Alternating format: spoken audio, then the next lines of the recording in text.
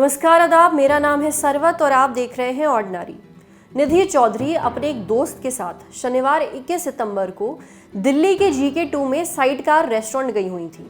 रात के करीब 10 बज रहे थे। निधि का कहना है कि उस रात वहां जो हुआ वो ये दिखाता है कि दिल्ली कितना मर्दवादी शहर है और यहाँ मर्द होने की लगभग वही परिभाषा है जो भारत के किसी और शहर में होगी। निधि अपने एक दोस्त के साथ जब खाने की मेज पर बैठी थी तब दो आदमी रेस्टोरेंट के भीतर आए। जगह होने के बावजूद निधि और उनकी दोस्त की कुर्सी से चिपका कर अपनी कुर्सियां लगा ली और उनमें से एक ने दूसरे की कुर्सी पर ऐसे हाथ पसार लिया जैसे अपने घर के सोफे पर बैठकर भाई साहब टीवी देख रहे हों। निधि बताती हैं कि आदमी का हाथ निधि और उनकी दोस्त की पीठ से छू रहा था, इसलिए दोनों ने अपनी कुर्सियां आगे की ओर बढ़ा ली। इन कुर्सियों के आगे बढ़ाने से ये दोनों आदमी थोड़ा पीछे हो गए। दोनों मर्द बुरा मान गए। आपस में गाली से शुरू हुई बात आगे बढ़ी। इन दोनों आदमियों ने भी अपना गुस्सा वैसे ही निकाला। इनमें से एक ने अपने पांव फैलाए और अपनी पैंट की चेन की ओर उंगली से इशारा करते हुए काफी अश्लील बात कही। निधि ने बताया कि आदमी ने उन पर चीखते हुए काफी भद्दी टिप्पणियां की। इतने से भी जब उस आदमी का मन नहीं भरा तो उस शख्स ने अपना पांव निधि के दोस्त के चेहरे तक उठाया और उसने कहा, lick my foot, you look like my maid and you all are south Delhi aunties. मतलब उसका कहने का ये था कि निधि की दोस्त की शक्ल देखकर आदमी को अपनी मेड की याद आ गई और इसलिए उसे आदमी का पाँव चाटना चाहिए और वो दोनों साउथ दिल्ली की आंटियां हैं। ये सब हुआ। शोर सुनकर मैनेजर आया, आदमी को समझाया, उसे दूसरी मेज पर बिठाया।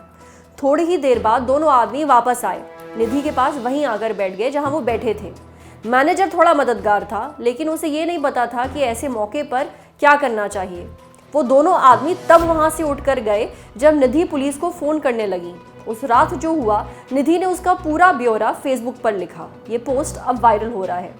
निधि अपनी दोस्त के साथ पुलिस थाने भी गई। 2 घंटे बैठने के बाद निधि की बात सुनी गई।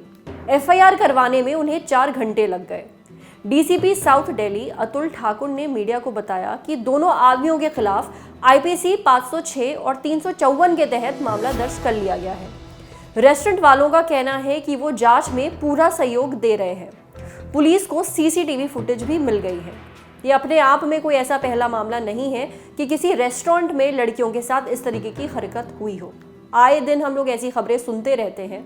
होता यह है कि आसपास वाले भी मदद के लिए आगे नहीं आते या फिर जो मैनेजमेंट है रेस्टोरेंट का वो भी आगे बढ़ के साथ नहीं देता लड़कियों का। इस केस में हालांकि लड़कियों ने कहा कि जो मैनेजर था वो काफ़ी मददगार था, पर उसको पता नहीं था कि ऐसी सिचुएशन से कैसे डील करते हैं। कई बार लोगों को नहीं पता होता कि ऐसी सिचुएशन में क्या करें।